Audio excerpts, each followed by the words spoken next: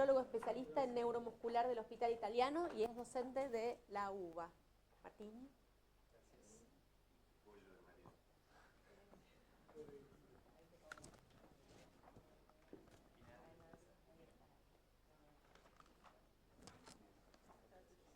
En un momento que esté así.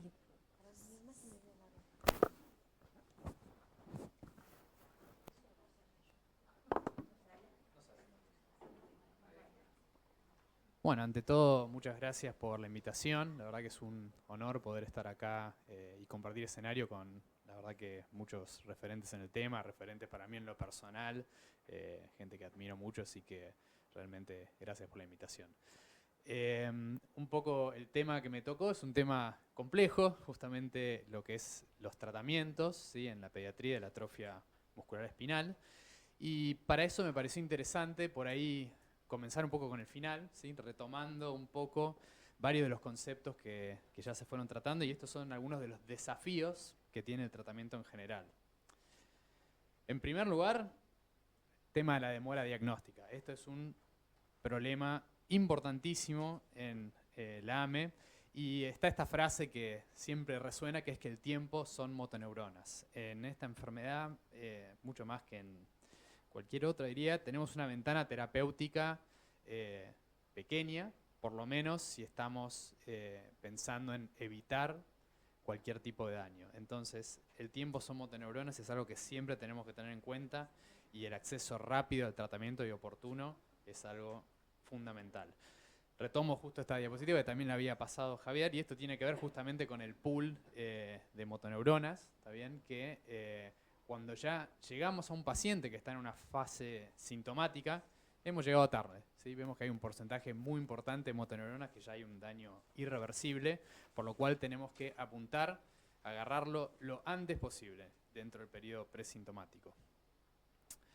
En esto me gustaba esta frase de este artículo que justamente resaltaba que básicamente cualquier intervención que va a estar predicada, ¿sí?, en el reconocimiento de signos clínicos implica que al momento del diagnóstico, que el paciente está sintomático, ya hay una pérdida irreversible de esta motoneurona.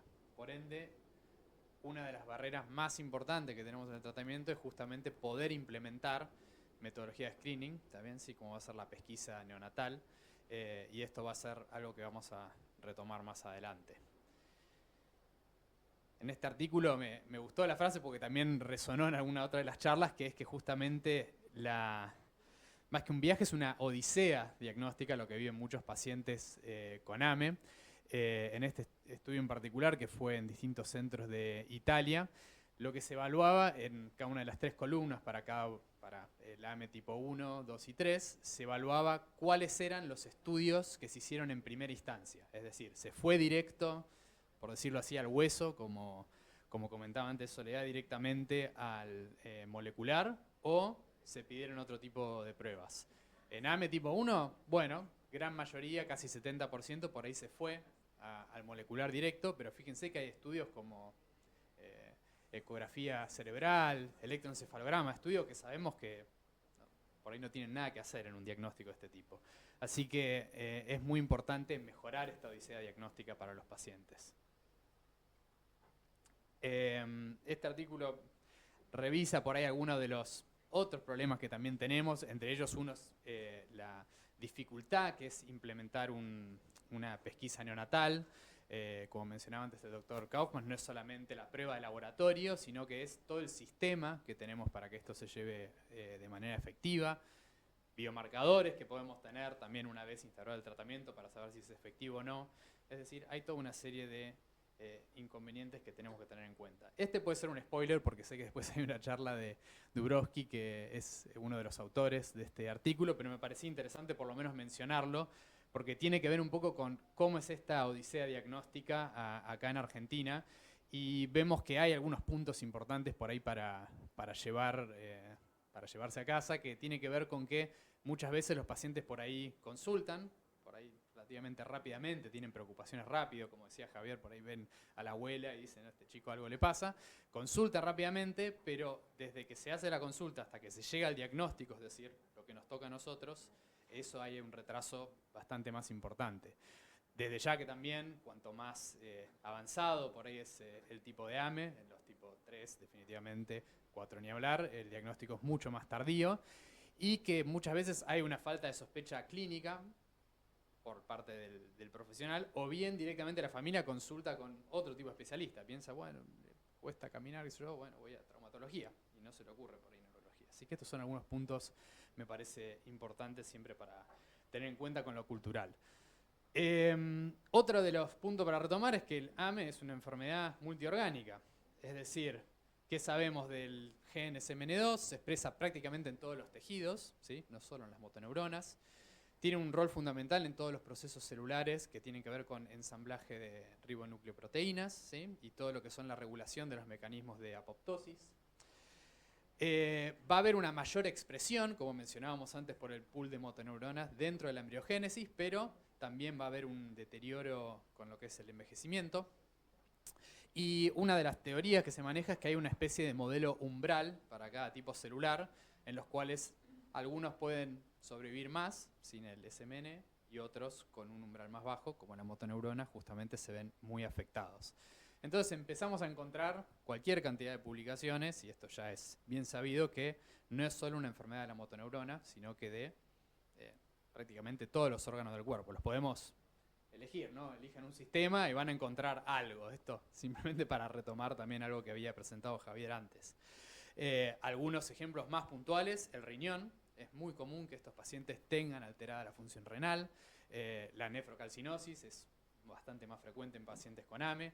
Así que estos son temas que tenemos que tener en cuenta. También todo lo que es el metabolismo de los ácidos grasos, mucho más común el hígado graso, ¿está bien?, dentro de esta población. Así que estas son cosas que a veces las tenemos que considerar también dependiendo del tipo de tratamiento que van a recibir, porque tal vez nos preguntamos, es bueno, pero si es intratecal, ¿llegará, no sé, al hígado para modificar algo? Bueno, esas son cosas que uno a veces tiene que pensar, ¿sí? De nuevo, otras zonas de afectación, desde criptorquidia, osteopenia, insulinoresistencia, son todas situaciones que hablan de la multiorganicidad.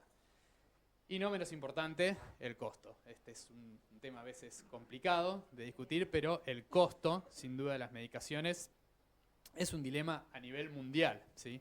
Y, por ejemplo, podemos encontrar que esto es un problema. Esta es la portada del New York Times, creo que de 2020, 2021, de plantear esta situación de que aún economías del primer mundo tienen dificultades para costear estos tratamientos. ¿Qué nos queda al resto? ¿No? Esa es un poco por ahí la pregunta. ¿Y qué nos queda al resto? Bueno, acá se abre todo un abanico de posibilidades y situaciones que exceden lo médico. Una son los crowdfunding, que es justamente esta búsqueda de por ahí para juntar fondos para algún tratamiento, muy noble muchas veces, a veces bien intencionado, pero por ahí no tan bien apuntado. Así que es un dilema que dentro del tratamiento a veces hay que mencionarlo. Entonces, para ir un poco más, ahora sí, al tema puntual, en lo que son las terapias modificadoras de la enfermedad, ¿sí?, en los AME5Q, vamos a tener hoy en día 3 tratamientos básicamente que ya están aprobados de alguna manera, ¿sí? Uno que es la terapia génica, ¿sí?, el Zolgensma, y después vamos a tener 2 que son modificadores del gen SMN2, como habíamos mencionado antes. Estos son el Spinraza y el Risdiplam.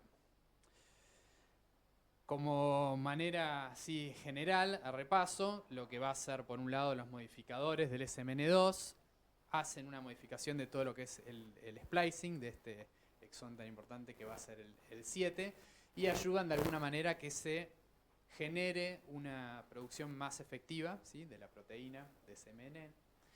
Pero en la terapia génica el mecanismo es distinto, que es que a través de un vector viral lo que hacemos es directamente tratamos de inyectar de alguna manera ese gen deficiente, no se incorpora al genoma del paciente, pero sí queda en un episoma alrededor del núcleo. Ahora lo retomamos con un poquito más de profundidad. Entonces, para hablar de cada uno de ellos, en primer lugar el nusinersen. Este fue el primer tratamiento modificador de la enfermedad. Está disponible desde 2016, ¿sí?, fue cuando inicialmente fue aprobado. Es un oligonucleótido antisentido y actualmente se infunde de manera intratecal. En principio, cuando nosotros hacemos el diagnóstico, hay que hacer unas 4 dosis de carga, ¿está bien? Se hace ni bien la primera infusión día 1, a las 2 semanas, 2 semanas después de eso y después al mes. ¿Está bien? Así que tenemos esas 4 dosis de carga y después de por vida cada 4 meses. O sea, hay que tener en cuenta que el paciente va a tener que venir de por vida a recibir el tratamiento, por lo menos por ahora, cada 4 meses. Con todo lo que eso implica. Algunos de los protocolos, ¿no?, que establecieron la utilidad inicial de esta medicación, porque así como mencionaban esto de, bueno, por ahí el financiador dice yo no le voy a pagar para que toque el piano a este paciente, bueno, entonces a veces dicen yo no le voy a pagar para que levante un dedo, bueno, entonces hay estudios, ¿sí?, demostrados. Estos fueron los iniciales. El primero de ellos fue el ENDIR. El ENDIR, lo que se hacía básicamente era algunos pacientes recibían el tratamiento, otros era directamente un sham, se hacía como una especie de PL, pero no era el tratamiento. Y básicamente los criterios era que tenía que tener 2 copias, ¿sí? Que el inicio del tratamiento tenía que ser los 6 meses o antes, ¿sí? 7 meses o menos al momento del screening, y el paciente no tenía que tener requerimiento de oxígeno. Y básicamente lo que hacía el endpoint inicial era evaluar los cambios en el CHOP INTEND, que es una de las escalas que utilizamos, y que haya al menos una diferencia así de un punto, y la supervivencia. Bueno, ¿qué se vio acá? Que hubo mejoría de los hitos motores, esto es en la escala, particularmente en el Hammersmith, en 51% de los pacientes tratados versus 0 en los controles. O sea, fue una diferencia bastante significativa. En lo que fue el CHOP INTEND puntualmente, ahí hubo 71% de mejoría en el puntaje, ¿está bien? Versus tan solo 3% en los controles. ¿Por qué pasó en los controles? Eso es una discusión que podemos tener en otro momento, pero es notoria por ahí esa diferencia con el tratamiento versus el sham. Hubo un 47% aproximado de reducción en lo que fue el uso de ventilación asistida permanente, así que esto es un endpoint, me parece bastante interesante. Y hubo un aumento de la supervivencia global del 63%. Así que me parece que estos son todos puntos que de alguna manera hablan por sí mismos de la utilidad. Este es otro estudio que está en realidad activo, es el Nurture, es un fase 2, creo que ya incluso está en fase 3 me parece, pero bueno. Era para pacientes presintomáticos con inicio de tratamiento de menos de 6 semanas de vida. Tenía aproximadamente mitad y mitad entre lo que eran pacientes AM tipo 1 y AM tipo 2. Y al momento, digamos, de la presentación ahora, ninguno de los pacientes discontinuó el tratamiento.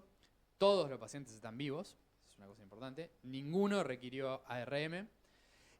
Todos los pacientes con 3 copias de SMN2 adquirieron los hitos motores acordes a lo que son las pautas de la OMS, así que eso es una cosa interesante. Y todos los pacientes con 3 copias también adquirieron sedestación, así que esta es una cosa, me parece, bastante interesante. La mayoría, abrumante mayoría, camina sin asistencia y también una gran mayoría, por lo menos es independiente, aunque pueda requerir algo de asistencia. Yendo de nuevo, en particular en nusinersen, a lo que era el tema del costo, esta es una de las drogas de las cuales hay un reembolso, ¿sí?, desde el gobierno, ¿está bien? Dentro de América Latina uno encuentra que hay básicamente estos 4 grupos, hay algunos que hay lo que llaman un reembolso amplio, otros un reembolso restringido, otros un reembolso individualizado y otros directamente tienen uso compasivo. Para nada más mencionar algunos detalles de ellos, Uruguay es el único país dentro de Latinoamérica que tiene un reembolso amplio, es decir que todos los pacientes con AME, sin importar edad o tipo, si es indicado adecuadamente por un médico, la pueden recibir y el Fondo Nacional de Recursos paga la medicación directamente. En Argentina nosotros estamos por ahí en el segundo grupo, que es el reembolso restringido. Estamos junto con Brasil y Colombia. Acá en particular tenemos a la CONAME. La CONAME es una comisión del Ministerio de Salud que lo que hace es evalúa que se cumplan los parámetros o ciertos criterios para que haya un reembolso del tratamiento. Las restricciones, bueno, ya las hemos mencionado algunas, por ejemplo los tipos 0 y 4, esos están excluidos. Si el paciente está participando en un ensayo clínico, está excluido. Si recibió algún tipo de terapia experimental en los últimos 6 meses, está excluido. Y si recibió Soglenma también. Así que si recibió Soglenma, por ahora lo que es el tratamiento dual acá en Argentina no estaría en pie. Pasando ya a la segunda medicación, el Risdiplam, o Evrysdi. Esta es una medicación que está disponible desde 2020. Fue la más recientemente aprobada por la ANMAT y tiene una administración que es oral, pero diaria, es decir, todos los días hay que recibirla, corresponde a lo que son las moléculas pequeñas, y justamente modifica este empalme del pre-ARNM y aumenta la proporción de proteínas funcionales. Y una característica que tiene es que tiene una excelente biodisponibilidad, o sea, se la encuentra prácticamente en todos los tejidos una vez recibido. Hay básicamente algunos de ellos todavía en curso, pero 4 grandes ensayos del uso inicial de Risdiplam. El primero de ellos era el Firefish, ¿sí? Que era para pacientes con AME tipo 1, entre 1 y 7 meses de edad, y que tenían 2 copias del SMN2. Y es interesante ver que en el outcome de estos, 78% de estos pacientes respondieron sí al tratamiento con una mejoría en la escala de Hammersmith. Así que es un porcentaje no despreciable. Una particularidad que por ahí tiene el Risdiplam dentro de este estudio es que se evaluó también bastante todo el tema de la función vulvar y se encontró que 95% de ellos, por ejemplo, mantienen la habilidad de tragar de manera independiente. Así que pareciera que hay algún beneficio ahí desde lo que es la función vulvar. Ya en el segundo estudio, el Sunfish, esto ya era para pacientes mayores, tipo 2 o 3, y tenían entre 2 y 25 años, o sea, es muy heterogéneo, digamos, la población mucho más amplia. Acá lo que se observó a grandes rasgos es que hubo mejoría en las escalas, acá se utilizaba el RUM y el MFM, en todo lo que son las habilidades de la vida diaria, que como mencionaba antes Javier, por ahí son cosas más difíciles de evaluar súper objetivamente, pero en el día a día del paciente sin duda cambian. Y tanto los cuidadores como los pacientes, obviamente los mayores, los que podían hacer el reporte de esta medida, reportaban la abrumante mayoría cambios en lo que eran sus habilidades de la vida diaria. ¿Qué pasa con el Risdiplam en América Latina? Bueno, hacer más nuevo es un poco más complejo. Argentina no tiene una política actual, por lo menos de reembolso, por lo cual a veces es una dificultad para llegar al acceso a tratamiento hoy en día. Y hay tan solo 3 países, Uruguay, Paraguay y Brasil, que sí ya tienen puesto esto en lugar. El último, ¿sí?, de los tratamientos, que es el Zolgensma, de los tratamientos modificadores de enfermedades de ya. Esta es una terapia génica, como cualquier terapia génica, tiene un vector, ¿sí? En este caso es un adenovirus, virus adeno asociado, tipo 9, ¿sí? En particular lo que hace es lleva, ¿sí?, este SMN1, se absorbe, digamos, dentro de la célula a partir de un endosoma, y esto lo que hace es, de nuevo, no integrarse al genoma, sino que queda como un episoma dentro del núcleo ese gen. ¿Cuánto dura? Si se replica la célula, si eso seguirá, no está tan claro todavía. Así que eso es para tener en cuenta.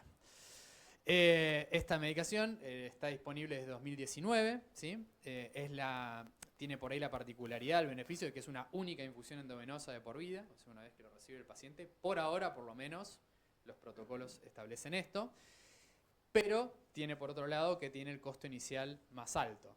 Cuando largó la medicación era la más cara del mundo, aproximadamente creo que era 2.3 millones de dólares, así que no es despreciable eso desde ya. Así que básicamente lo que apunta esta medicación es a reemplazar el gen defectuoso, ¿sí? Voy a pasar esta parte de acá y quería ir a lo que fue uno de los primeros ensayos que se hicieron, que era que a los 18 meses de edad, estos son pacientes que se trataron muchos así en edad presintomática, 91% de ellos viven libres de ventilación para los 18 meses, así que esto me parece que es un endpoint bastante interesante. Hay una mejoría progresiva en todo lo que son las puntuaciones de las funciones motoras, ¿sí? Y esto se veía casi de manera incremental a medida que pasaban los meses. El mes 1 era un porcentaje, mayor aún todavía el mes 3, mayor aún al mes 6, así que esto también es interesante considerar el shopping 10. 60% lograron sedestación independiente, ¿sí?, por más de 30 segundos, esto durante el año y medio de vida, así que esto también es algo interesante. Vamos a pasar. Y casi 82% no usaron apoyo ventilatorio en todo ese tiempo. Así que esto es importante en pacientes que en la historia natural sabemos que prácticamente el 100% sí lo tendría. En cuanto a la función vulvar, también parece tener ciertos beneficios, ¿sí? A una gran mayoría, casi 86%, estaba alimentándose sin apoyo, también al año y medio. Y una cosa que es súper importante de tener en cuenta acá, que es los eventos adversos. Si bien tanto el Nusinersen como el Risdiplam no hay mayores efectos adversos reportados o que se vean comúnmente, tenemos que tener en cuenta que en la administración de este vector viral hay un gran componente inflamatorio, ¿sí? Se ve cierto nivel de aumento de las transaminasas. Para esto, todos los pacientes que reciben la medicación las 24 horas antes y por lo menos durante un mes después de recibirlo van a estar en tratamiento corticoideo, ¿está bien? Así que esto es súper importante. En algunos de ellos, trombocitopenia podemos ver también, así que estas son cuestiones para tener en cuenta al momento de la indicación. ¿Qué pasa con el reembolso gubernamental, con el Zolgensma? Hay solo 2 países en Latinoamérica que lo tienen instaurado, somos uno de ellos. Esta es una estrategia que se implementó a principios del año pasado y es lo que se llama una estrategia de riesgo compartido. Todos los pacientes diagnosticados menores de 9 meses, ¿sí?, se puede iniciar el tratamiento y lo que se hace es, a medida que va adquiriendo los hitos motores planteados, el gobierno devuelve de alguna manera el costo de la medicación. Si no los cumple, no es así. Por eso es el riesgo compartido. Y se encarga de esto, por lo menos en Argentina, CONAME, de ir evaluando que los pacientes vayan cumpliendo en forma, digamos, en tiempo y forma todas las pautas. Bueno, perdón, dale. Bueno, entonces para ir a los estándares de cuidado, como mencionamos, es una enfermedad multisistémica, no es solamente la motoneurona, necesitamos y requerimos de muchos especialistas, necesitamos de todo un equipo que hable entre sí también, que se reúna, desde cuidados respiratorios, también tenemos que ser proactivos con lo que es el tratamiento y lo que es la ventilación no invasiva en caso de requerirlo, con el cough assist, todas estas cosas hay que ser proactivos, ¿sí? No esperar a que la requiera para comenzarla. Todo lo que va a ser el manejo, eventualmente de la alimentación también, todo lo nutricional por un lado, todo lo deglutorio, estas son cosas que hay que trabajarlas, todos los cuidados ortopédicos también, la bipedestación, todas estas son cosas que las tenemos que tener en cuenta.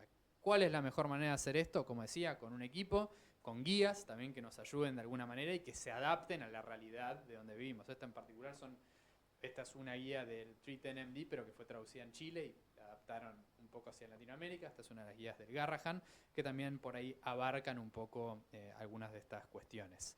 En el centro del tratamiento siempre está el paciente, está la familia, sus cuidadores, y de alguna manera el nexo de esto es el médico coordinador. ¿Podemos ser los neurólogos? ¿Podemos ser? ¿Puede ser el pediatra? Puede ser, debería tal vez ser el pediatra incluso, que de algunas cosas seguramente va a tener mejor manejo que nosotros. Y después, todo el resto pero todos estamos conectados y todos tenemos que poder tomar decisiones en conjunto. Entonces los objetivos de esto son justamente optimizar los tiempos de consulta para el paciente, que no tenga que hacer 500 consultas, sino que podamos de alguna manera hablar entre nosotros, seamos referentes como equipo. Promovamos entonces también la adherencia a los controles. Si el paciente tiene que ir a 50 controles, se le pasan por ahí la mitad, así que es mejor tratar de hacerlo en encuentros más centralizados y con distintas modalidades, por ejemplo el hospital de día. Así que con esto coordinamos todas las decisiones, coordinamos los estudios y también nos sentamos todos y ayudamos a tomar las decisiones a la familia y los cuidadores. Como decíamos antes, todos trabajamos en red, está bueno trabajar en red, pero también estamos orgullosos de nuestros lugares. Este es el equipo del italiano de enfermedades neuromusculares, tenemos un poco de todo dentro del equipo y tenemos desde ayuda de neumonología, kinesiología motora, kinesiología respiratoria, neuroortopedia, endocrinología, así que nosotros pensamos que la manera por ahí ideal de enfocar esto desde ya es con un equipo multidisciplinario. ¿Qué podemos hacer para mejorar el acceso al tratamiento? Para ya ir terminando, algunas estrategias para pensar a partir de lo que fuimos presentando. Tal vez hay que tener presupuestos específicos en salud para enfermedades raras, ¿sí? Evaluar de alguna manera los costos que genera no tratar a estos pacientes, que seguramente también es alto. No me animo a meterme en un tema de farmacoeconomía, pero seguramente los costos de no tratar a estos pacientes por la morbimortalidad es importante también. Reforzar también toda la infraestructura y la capacidad de diagnóstico, tratamiento y apoyo. Tratar de formar recursos humanos idóneos. Estas jornadas, por ejemplo, también me parece que son súper valiosas para poder dar a conocer este tipo de afecciones. Establecer alianzas entre equipos que pueden ser de origen público o privado también, colaboraciones, instituciones, gobiernos, la industria, todos me parece que tenemos que colaborar en esto. Tratar de negociar un poco algunos de los acuerdos de precios para estas medicaciones, que desde ya bueno, son costosas. Agilizar lo que son los procesos regulatorios también, esto también es muy importante. A veces por ahí hacemos el diagnóstico oportuno, todo, y de repente al momento de tener que aplicarla, encontramos dificultades en que finalmente se dé la aprobación de su uso, así que esto es importante mejorarlo también. Promover la investigación e innovación, eso de más está decir, y también crear conciencia y abogar, así como en esta jornada, también en lo posible, a conocidos, si podemos ir a medios de difusión, a hablar sobre la enfermedad, esto también es importantísimo y es parte de nuestra tarea como profesionales de salud, así que me parece que es una manera de establecer de alguna manera las prioridades que tenemos nosotros como equipo de salud. Así que bueno, para concluir un poco, porque ya me pasé del tiempo, algunos de los por ahí 3 puntos grandes que me parece que hay que llevarse de acá es que la pesquisa neonatal es una estrategia que puede mejorar la equidad en el acceso al tratamiento oportuno, que los estándares de cuidado y el enfoque multidisciplinario no tienen que ser descuidados en la búsqueda del tratamiento modificador de enfermedad, o sea, busquemos el tratamiento modificador de enfermedad, pero tengamos también el estándar de cuidado, vayamos a las consultas, sigámoslo como equipo. Y que sin duda este tipo de encuentros, unificar esfuerzos entre distintas instituciones es una de las opciones por ahí más valiosas que tenemos como para resolver escenarios tan complejos como este que exceden lo médico e incluyen otros factores sociales y económicos. Así que bueno, creo que eso es todo. Muchas gracias. Muchas gracias, Martín. Muchas gracias por la charla. ¿Alguno quiere hacer alguna pregunta?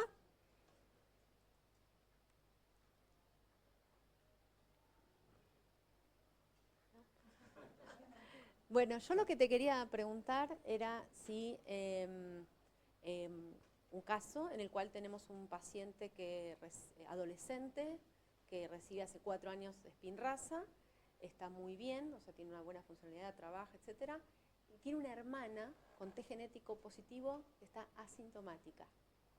Entonces, mi pregunta es, tratamiento en una paciente positiva totalmente asintomática. 15 años. Qué pregunta difícil. Vida normal.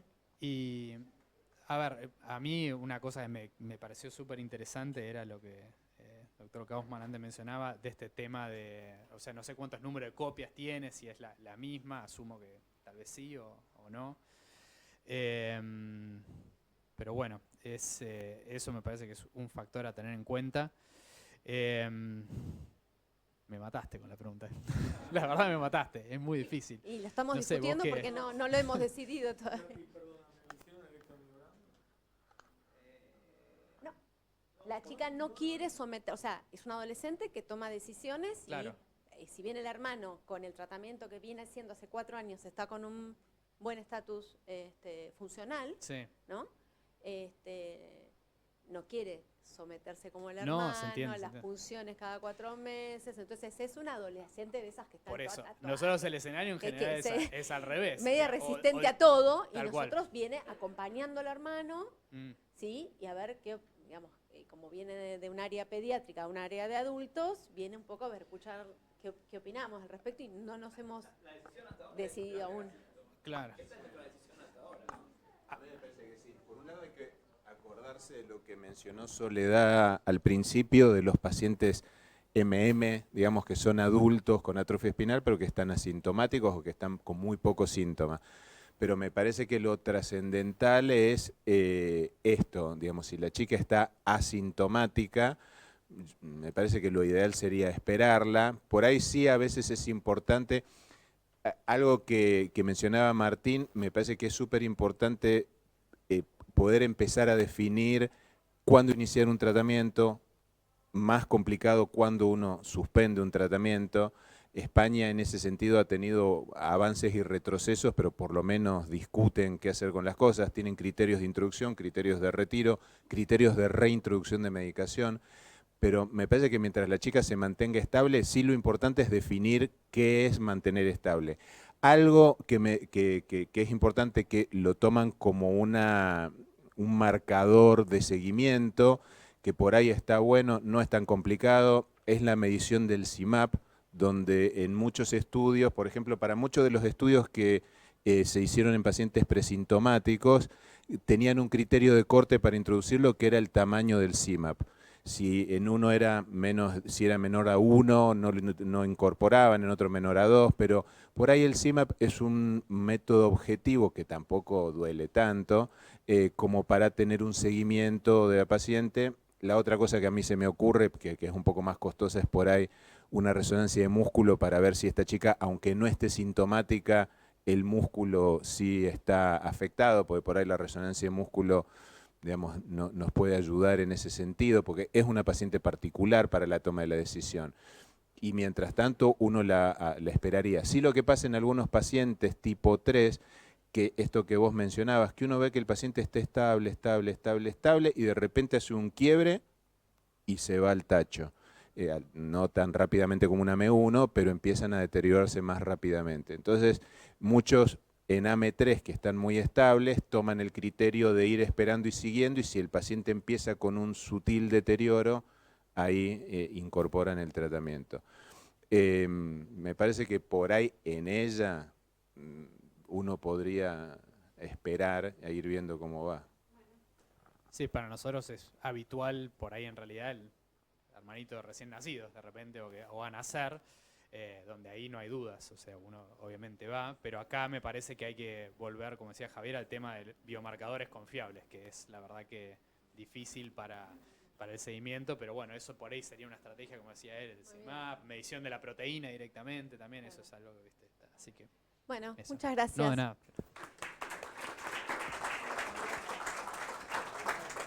Bueno, vamos a hacer una pausa, ¿sí? Y volvemos, ya les digo, a las 13:20.